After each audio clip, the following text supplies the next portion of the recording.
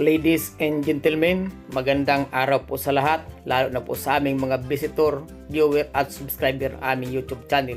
Kung kayo po ay bago pa lang sa aming YouTube channel, kayo po ay malugod naming iniimbitahan na kayo po ay mag-subscribe para po inyong makita ang lahat ng ating mga property for sale at pati po yung ating mga bago na upload. Ang property po na atin na kinukuha na ng video, ito po ay naka-location sa Santa Maria, Laguna at ito po ay may sukat na 3 hectares. Ito po ang category ay tax declaration at ibinibinta naman po ito sa halagang 230 pesos per square meter. Dito po sa lugar na ito, ladies and gentlemen, meron na po tayo ditong supply ng tubig at kuryente at ang cellphone signal at internet signal ay available po. Ang layo po natin sa National Highway, more or less 1 kilometer lamang po. At ang layo natin sa town proper ng Santa Maria, Laguna, more or less 1 kilometer din po. At ang lugar po ito ay magmula po sa highway hanggang po sa property ay simentado po ang daanan natin at naka-fronted po ang ating property sa Barangay Road na more or less ay 50 meters. Kung inyo pong mapapansin, ladies and gentlemen, ang loob po ng property na ito ay wala na po tayong mahanap pa dito dahil ito po ay napakaraming tanim. Ang mga tanim po dito, mga dalandan, may rambutan po tayo at marami po tayong guyabano at marami pong mga saging na nakapalibot sa property at napakadami pong mangga.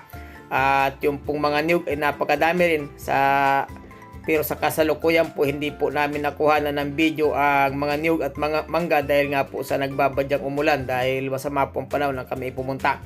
Kaya po tinan nyo po ang loob ng property ay napaganda po, ladies and gentlemen.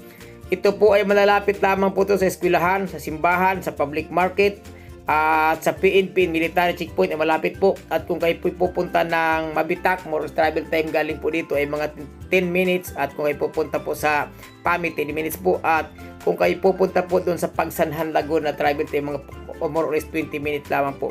At tayo po ay malapit sa mga kabundukan ng Treasure Mountain, Sierra Madre at Infanta Mountain. Diyan po sa may Little Baguio, ang pinakamalamig po na klima sa Infanta Quezon ay malapit lamang po. Kaya po ang klima sa loob ng property na ito ay malamig po ang klima dito sa area na ito. At dito po ay peaceful community. At ang peace and order po talaga natin dito ay masabi natin talagang peaceful po. At ang lugar naman po, wala naman po tayo ditong pollution.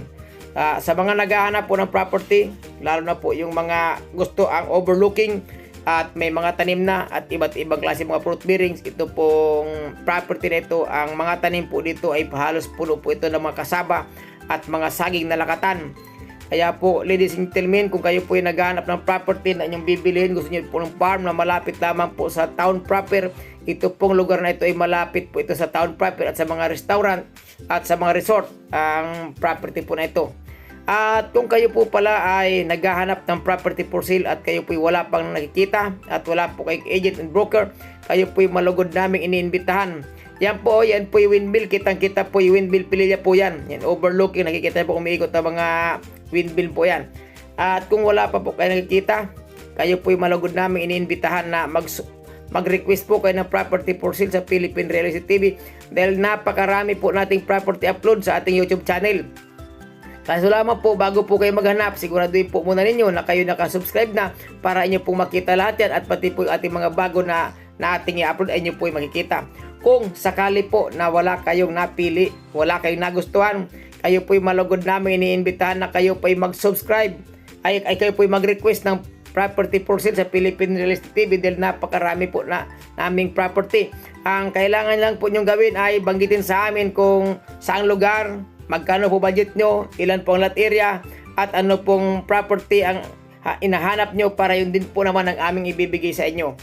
Kaya po sa mga buyers natin, kasama po sa ating extra due diligence, paalala po natin sa ating mga buyers na kung kayo po ay bibili ng property, sakali po na nagustuhan nyo na, nagkasundo na po kayo ng lot owner, ay bago nyo po yan bayaran, kailangan po magpa-resurvey kayo.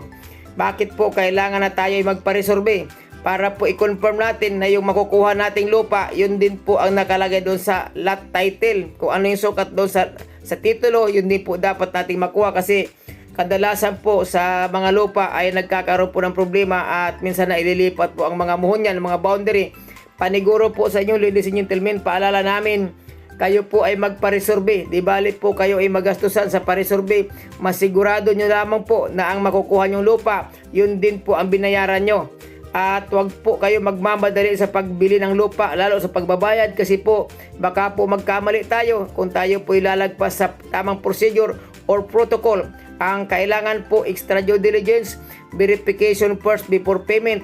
Ang paalala po ng Real Estate TV ay lagi po tayo mag-iingat, at kung kayo po yung mga baguhan sa pagbili ng property at wala po kayong alam, lalo na po yung mga first timer natin mga buyer, ladies and gentlemen, ang Philippine Real Estate TV po, kayo po'y gagabayan namin.